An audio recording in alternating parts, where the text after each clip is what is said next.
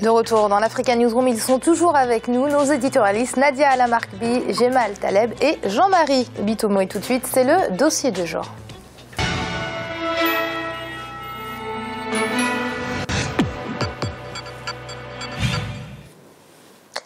Dénoncer, critiquer, mais aussi proposer des alternatives, c'est le rôle d'un député de l'opposition dans le débat politique à l'Assemblée nationale, présent dans les hémicycles des pays africains depuis une vingtaine d'années environ. Les députés de l'opposition, dans la plupart des cas, sont écrasés par la majorité présidentielle, ce qui complique parfois la tâche. Reportage de nos correspondants Cameroun, Narcisse Doumbé et Mohamed Lamine Solano. Le renouveau démocratique des États d'Afrique, déclenché par la chute du mur de Berlin en 1989, a eu pour corollaire l'avènement ou le retour à des parlements multicolores. L'arrivée des députés dits de l'opposition dans les hémicycles a traduit la volonté des populations et des acteurs politiques à tourner le dos à l'ère du parti unique. Ainsi, au Cameroun par exemple, le SDF, Social Democratic Front, qui a intégré l'Assemblée nationale en 1997, porte l'étoffe de leader de l'opposition parlementaire. Avec ses 18 députés dans la législature actuelle, il est le seul parti d'opposition à posséder un groupe parlementaire. Le minimum légal de sièges exigé pour cela étant 15. Dans le jeu politique au sein de l'Assemblée nationale, ces députés font face à une écrasante majorité du parti au pouvoir RDPC, Rassemblement démocratique du peuple camerounais. Ces 148 députés constituent un appui important pour le gouvernement en place dans le vote des lois. La même tendance peut être observée dans la plupart des parlements africains selon les analystes politiques. Ça veut dire que ce sont des partis qui ont été dominés par les partis au pouvoir, les ex-partis uniques qui avaient les moyens d'État pour se consolider, pour se maintenir au pouvoir. Ça fait que dans la plupart des pays africains, les partis d'opposition qui sont représentés à l'Assemblée nationale sont handicapés par le nombre dont ils sont présents sur le plan symbolique, mais ils ne peuvent pas manifestement bousculer la donne majoritaire qui fait de la démocratie le gouvernement de la majorité sous le contrôle de l'opposition et l'arbitrage du peuple. Donc cette faible représentativité en fait la plupart du temps un symbole au sein des parlements. Depuis l'entrée de l'opposition à l'Assemblée nationale, l'action gouvernementale a cessé d'être un long fleuve tranquille. Car l'opposition entend jouer pleinement son rôle, qui consiste à contrôler l'action du gouvernement ainsi que sa majorité au Parlement, proposer des solutions alternatives et surtout apporter des critiques sur les politiques mises en œuvre. Nous sommes de l'opposition, nous regardons mieux, nous vérifions. Nous sentons, quand on sent que ce n'est pas bien, nous dénonçons. Et vous avez vu ce qu'on a dénoncé tout dernièrement concernant le vote de la partie recette de ce budget. Nous avons soulevé des questions, des éléments de recettes qui n'étaient pas inscrits dans le budget 2015, tels que les 1 300 000 tonnes de minerais de fer, de Folcaria qui a été importé, qui ne sont pas dedans. Voilà, la mouvance ne fera jamais ça. Malgré leur présence minoritaire au sein de la Chambre basse du Parlement, les députés de l'opposition pensent pouvoir peser sur la volonté de la majorité. Oui, on a un réel pouvoir parce que une Assemblée nationale sans opposition est une chambre d'enregistrement pure et simple, n'a pas lieu d'être. Donc pour qu'il y ait débat, il faut qu'il y ait des proposants et des opposants au débat. Donc il faut absolument qu'on arrive à avoir une certaine balance entre la gauche et la droite dans le cas du Cameroun. La majorité peut être intellectuelle. À ce niveau, nous essayons toujours de faire un lobbying auprès des députés qui ont également une perspective progressiste au regard des enjeux de l'heure et également faire partager avec eux les idées qui sont les nôtres. À partir de là, nous pouvons passer de la majorité physique à la majorité intellectuelle. Les attentes des populations vis-à-vis de ces élus sont également grandes selon les observateurs de la scène politique camerounaise. Les populations attendent des députés du SDF ou de l'opposition tout court qu'ils soient uniquement les députés de la nation qui se préoccupent des préoccupations, des problèmes des Camerounais, qui ne sont pas seulement des députés assis sur des perspectives alimentaires, mais des parlementaires soucieux les préoccupations de leur population et appeler à les amplifier pour que des solutions puissent être encadrées à travers des décisions que le gouvernement prendrait, à travers l'élargissement des urgences à traiter, parce qu'un pays comme le Cameroun vit des urgences qui sont généralement négligées. Cependant, dans le cadre de leur mission à l'hémicycle, les députés de l'opposition font également face à de nombreuses difficultés. En Afrique, la fonction de parlementaire est une fonction sociale, est une fonction d'assistance sociale. Or, dans le cas du Cameroun, ce sont les ministres qui sont les assistants sociaux. Ce sont les ministres qui mobilisent parce qu'ils ont des budgets conséquents. Les députés n'ont pas une cagnotte qui leur permet de faire face directement aux préoccupations de leurs électeurs. C'est pour cela qu'à un moment donné, ils sont rattrapés par les ministres du gouvernement qui viennent envahir les fiefs des partis d'opposition avec les moyens d'État parce qu'il y a quand même une sorte de concurrence déloyale à travers les moyens d'État qui ne sont pas toujours à la portée des députés de l'opposition. Malheureusement, une des particularité de notre régime, c'est que pour essayer de bloquer la démocratie, on limite les moyens que les partis politiques et les groupes d'opposition au Parlement ont, et donc cela fait en sorte qu'on ne peut pas recruter le personnel adéquat pour nous aider dans notre tâche parlementaire. Et encore une fois, ça revient à votre première question, ça nous pousse à travailler jour et nuit pour essayer d'avoir des résultats. Parmi les résultats que revendique le SDF, on peut citer l'instauration de la biométrie dans le processus électoral, la traque des mauvais gestionnaires, connue sous le nom d'opération épervier, la revalorisation des salaires et aussi l'ouverture prochaine d'une enquête parlementaire sur les fonds destinés à l'achat d'avions chinois. Aujourd'hui, les députés de l'opposition en Afrique rêvent d'un jeu politique plus juste dans les hémicycles, centré exclusivement sur les aspirations du peuple qu'ils représentent. Nous devrions chercher à avoir des parlements forts qui puissent véritablement jouer le rôle de parlement. Ce n'est pas encore le cas dans les pays africains et surtout au Cameroun, où véritablement le pouvoir exécutif dicte sa loi à une majorité qu'il fabrique. La logique voudrait que l'opposition et la mouvance se donnent la main pour mettre l'intérêt du peuple en avant les intérêts personnels. On n'est pas là pour défendre un individu, on n'est pas là pour défendre un gouvernement, on est là pour défendre le peuple. Le peuple est au-dessus du gouvernement, le peuple est au-dessus du président de la République. Depuis une vingtaine d'années environ, avec l'entrée des opposants dans les parlements africains, on a observé des alternances à la tête de plusieurs pays. Parmi les modèles, on peut citer le Ghana, le Bénin ou le Sénégal. Même si de nombreuses avancées positives sont observées dans les rapports pouvoir-opposition, il reste tout de même à définir en Afrique un véritable statut de l'opposition. Une ébauche a déjà été faite en 1999 à Libreville au Gabon, lors du séminaire sur les relations majorité et opposition dans les parlements africains.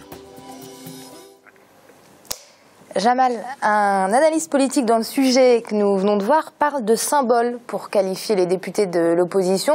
Ça veut un peu dire qu'ils n'ont pas vraiment de poids au sein d'une majorité écrasante. Qu'en pensez-vous? Alors, il faut poser la question simple. C'est qu'une majorité gouverne et une opposition s'oppose. Et donc, l'idée qu'on a un Parlement dominé par une majorité, après ça dépend toujours de la couleur et du niveau de domination, mais l'idée qu'on ait un Parlement qui domine une vie politique et qui est en symbiose, en complicité, en relation en tout cas normale avec une vie politique normale, donc avec l'exécutif, et qu'il vote les lois de l'exécutif, ça n'a en soi rien de choquant. Alors on sait bien qu'on aime bien décrier les députés de Godillot, les députés qui obéissent, mais les députés sont d'abord des personnalités politiques qui appartiennent à une famille politique, à une couleur politique et qui généralement, votent les lois proposées par la famille politique. Il peut arriver par-ci et par-là qu'on ne soit pas d'accord sur tel ou tel point, mais ça arrive dans toutes les vies politiques, dans n'importe quel pays au monde. Et puis, dans nos pays de façon particulière, les transfuges politiques sont assez chose courante, et donc, en général, on ne vote pas quand on vient de telle ou telle famille ou quand on n'est pas d'accord avec tel ou tel point. Ça, c'est le problème général, qui est un problème africain, mais qui est un problème, j'ai envie de dire, universel. Mais enfin, malheureusement, la démocratie n'est pas universelle. Donc, en tout cas, là où les élections veulent dire quelque chose, il démocratie représentative veut dire quelque chose. Puis maintenant, il y a le cas spécifique du continent africain. C'est clair qu'on souffre d'un vrai problème, c'est le statut de l'opposition. C'est-à-dire que nous n'avons pas compris, encore une fois, que si nous ne créons pas un vrai statut de l'opposition, nous lui donnons un vrai rôle, nous lui donnons une vraie fonction, et nous acceptons son rôle pour décrier, contrôler, refuser, mais surtout animer la vie politique. Honnêtement, l'ancrage de la démocratie, l'apprentissage de la démocratie, qui de mon point de vue est une donnée fondamentale, n'avancera pas beaucoup. Moi, je suis mauritanien, je suis très admiratif, honnêtement, d'une chose qui est faite dans mon pays, qui est remarquable. C'est l'idée donc du statut de l'opposition. Le chef de l'opposition a un statut. Il a un budget. Il a un rang de ministre, il a une administration, il est consulté sur tous les problèmes importants du pays et il a une question écrite et orale qu'il pose aux membres du gouvernement. C'est là, pour le coup, une avancée démocratique de mon point de vue importante. Si on pouvait, pour une fois, s'inspirer de nous-mêmes, de ce que nous faisons ou font ceux qui sont à côté de nous, je dis les Mauritaniens, pour une fois, ne l'ont pas pris chez les Occidentaux, ils l'ont pris par eux-mêmes, chez eux-mêmes. Voilà. Et donc, si on pouvait prendre modèle en Afrique sur ce modèle-là, on avancerait considérablement. Parce qu'encore une fois, il n'y a pas de vie démocratique animée sans opposition animée. Et donc, nous avons besoin de ça. Juste un dernier point avant que j'en ai fini. Si on pouvait en même temps, en plus donc, du rôle de l'opposition et du statut de l'opposition au Parlement, faire un statut des anciens présidents, des anciens chefs d'État, ça leur permet, quand ils sortent du pouvoir, d'avoir un vrai statut. Deuxièmement, ça donne un rôle important. Pour le coup, je ne sais pas, certains pays ont voulu qu'ils soient à vie membres du Conseil constitutionnel. Je ne suis personnellement pas favorable à ça. Mais si on pouvait faire une espèce de parlementaire à vie ou une espèce de parlementaire ayant un rôle important, c'est de mon point de vue, là encore, une manière de renforcer le jeu démocratique et surtout, s'ils ne sont pas membres d'une majorité de l'opposition démocratique. Alors Nadia, est-ce qu'on peut dire aujourd'hui qu'en Afrique, les députés de l'opposition jouent vraiment leur rôle ? Je pense que sur 54 États, il y a certainement 54 assemblées différentes avec 54 comportements de l'opposition et place de l'opposition dans les assemblées. Mais pour les quelques pays que je connais, l'opposition joue un rôle consultatif. Et c'est vrai, pour le coup, la majorité des pays n'ont pas le statut de l'opposition comme en Mauritanie et se retrouvent normalement, alors qu'ils devraient jouer un rôle de contre-pouvoir, parce que c'est l'idée. L'idée, c'est de contrebalancer un pouvoir qui serait absolu ou trop fort et être là justement pour être capable de contester, d'argumenter, d'apporter un autre point de vue. Là, pour le coup, il est très rare que l'opposition joue son rôle. L'Assemblée, à mon sens, qui aujourd'hui était en tout cas la plus intéressante récemment, c'était la constitution tunisienne, qui, pour le coup, a réussi à mettre autour d'un même point, un même intérêt, mettre des gens qui avaient des propositions sociétales totalement différentes. Et donc là, on était sur des questions où, au fond, l'opposition, qui était une opposition laïque, contrairement à la majorité, qui était au moment de sortir des premières élections de tendance islamiste, cette opposition a vraiment joué un rôle. Elle a apporté, elle a débattu, elle a réussi justement à contrecarrer certaines propositions qui avaient été faites pour la Constitution, des propositions qui allaient dans le sens de la majorité gouvernementale à ce moment-là. Et je pense justement sur la question des droits des femmes. Ils ont réussi à contrebalancer la chose. Donc, lorsque ça fonctionne bien, c'est une preuve de vie démocratique forte. Et lorsque ça fonctionne moins bien, et monsieur l'a très bien dit, c'est une chambre qui valide juste les propositions de l'exécutif. Jean-Marie, est-ce qu'on peut regretter justement ce manque de véritable statut de l'opposition sur le continent ? On peut le regretter, le manque de statut de l'opposition sur notre continent. Je reviendrai sur ce que Jamal a dit tout à l'heure, qui est relativement intéressant. Après, je répondrai à votre question. Le fait qu'il a soulevé qu'il faut qu'on donne un statut aux anciens présidents de la République, c'est une chose qui est très, très importante. Mais malheureusement, il y a une méfiance qui s'est installée dans nos États, c'est-à-dire pouvoir installer un ancien président de la République. On voit tout de suite qu'il va fomenter, comment dirais-je, des coups d'État contre la personne qui est en place, ainsi de suite. Alors que, en construisant notre démocratie, comme il a démontré, ça permet de sécuriser, si vous voulez, les anciens ministres et tout ce qui s'ensuit. Bon, maintenant, une fois cela dit, il convient de donner aussi les moyens à ces oppositions-là de pouvoir fonctionner. Dans la mesure où, il ne faut pas oublier une chose, si on revient à la politique, consiste en quoi? La raison d'être des partis politiques, c'est quoi? C'est la mise en place de stratégies, de tactiques, de mécanismes et de méthodologies pour la conquête du pouvoir. Donc, quand on se retrouve au sein de l'Assemblée nationale, quelle est sa place? Sa place, c'est de pouvoir éventuellement défendre comment dirais-je, la société. Et cette défense, ça passe par quoi? Elle passe par un statut clairement reconnu et établi, qu'on donne les moyens aux oppositions de pouvoir fonctionner. Dans la mesure où, sur la plupart des États africains, les oppositions, non seulement elles-mêmes, elles n'ont pas une démarche coordonnée. Déjà, ça, c'est une chose. Elles ne se mettent pas au travail pour pouvoir mettre en place des stratégies qui leur permettent d'accéder effectivement au pouvoir. Donc, à partir de là, les partis qui sont au pouvoir bénéficient, si vous voulez, de ce manque-là qui se retrouve au milieu, au sein des assemblées nationales. Et la dernière chose que je relèverai dessus est la suivante. C'est qu'en Afrique, les oppositions, sans qu'il y ait une construction préalable, on critique, si vous voulez, tout ce qui est fait en place comme s'il n'y avait rien qui avançait.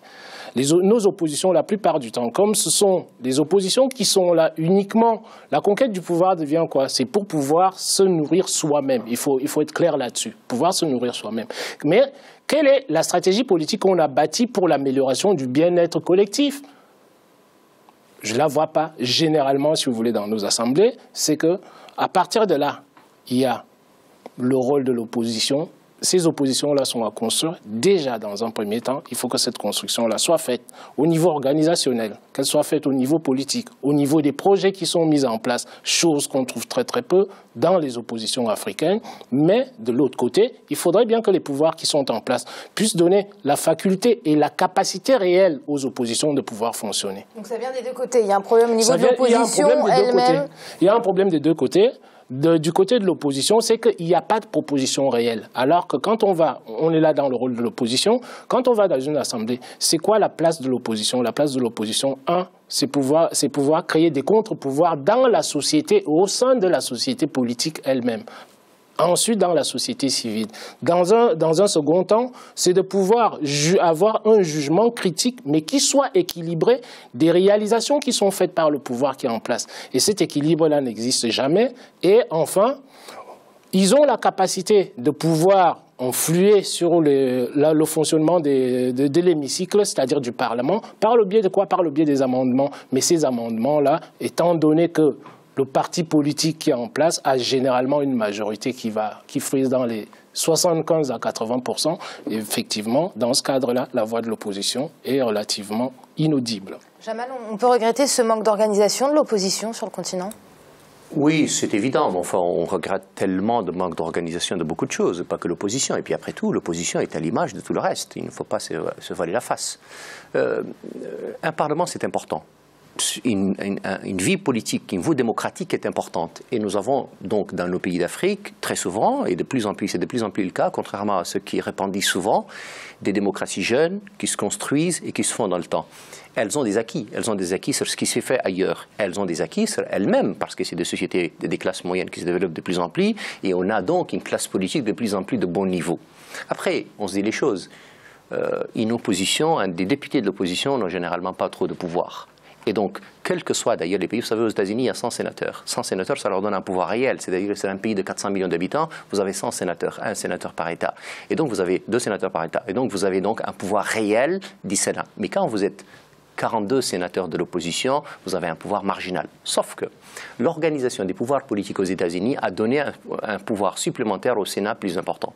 Sauf que l'organisation des pouvoirs politiques en France depuis 1973 a ouvert le contrôle de constitutionnalité à l'opposition. C'est-à-dire que 60 députés et sénateurs sont capables de déférer une loi constitutionnelle ou pas, ou inconstitutionnelle surtout.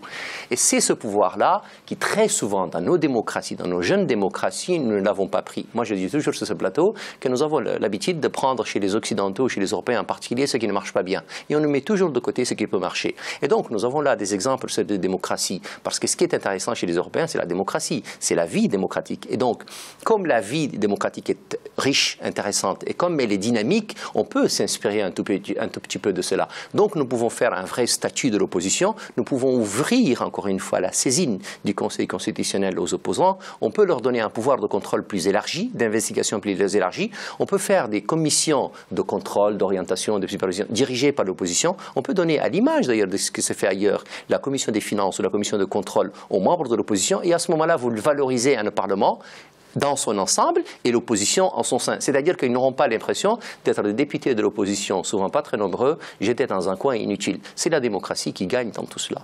On parle d'une opposition pas forcément organisée, mais est-ce que cette opposition a les moyens de ses ambitions ? Alors moi, je vais poser un peu les choses dans le sens inverse. Est-ce qu'on laisse à l'opposition la possibilité d'exister ? Et il faut le dire, et comme disait Jamel, parlons honnêtement, les membres de l'opposition les plus dangereux sont en général exilés. En général, quittent le pays parce que dans les conditions actuelles, en tout cas des démocraties de certains États, il est impossible de rester. Il est impossible pour des raisons sécuritaires. Laisse-t-on à l'opposition la possibilité d'exister? Laisse-t-on à l'opposition la possibilité de se former, la possibilité de participer à la vie électorale dans des bonnes conditions, je veux dire. Et ça, c'est une vraie question. J'ai l'impression que souvent, on a l'opposition qu'on a choisie. C'est-à-dire que dans certains pays, c'est une opposition que, au fond, les gouvernements eux-mêmes choisissent. C'est des oppositions qui sont plutôt light, plutôt légères. C'est pas l'opposition réelle à un régime. Et c'est un peu dommage parce que justement, la vie, et c'est un terme qui maintenant devient un peu galvaudé, cette vie démocratique des États. Mais c'est vrai, il y a besoin de gens qui ont un autre point de vue, mais encore faut-il qu'ils l'expriment de manière démocratique eux-mêmes. C'est-à-dire que le coup d'État n'est pas absolument la solution à tout désaccord politique. Il faut apprendre à discuter peut-être et apprendre aussi à participer aux élections et arrêter au moment où les choses se mettent en place de sortir du jeu en disant nous on ne participe pas parce qu'on n'est pas d'accord. Si on ne participe pas parce qu'on n'est pas d'accord, de fait, il y a peu de chances que vous soyez représenté. Et un rappel des titres qui ont été développés dans cette émission. La lutte contre Boko Haram s'intensifie au Cameroun. Ce samedi, l'armée a d'ailleurs détruit un camp d'entraînement du groupe et terroriste situé dans la région de l'extrême nord du pays. Une victoire de plus pour les autorités camerounaises qui multiplient ces derniers temps les opérations contre Boko Haram. Et aux Comores, la commission électorale nationale indépendante a clos ce lundi la procédure de dépôt des candidatures pour les élections législatives, communales et des conseillers des îles. Nous allons désormais marquer une courte pause. Dans un instant, la troisième partie de l'Africa Newsroom. À tout de suite.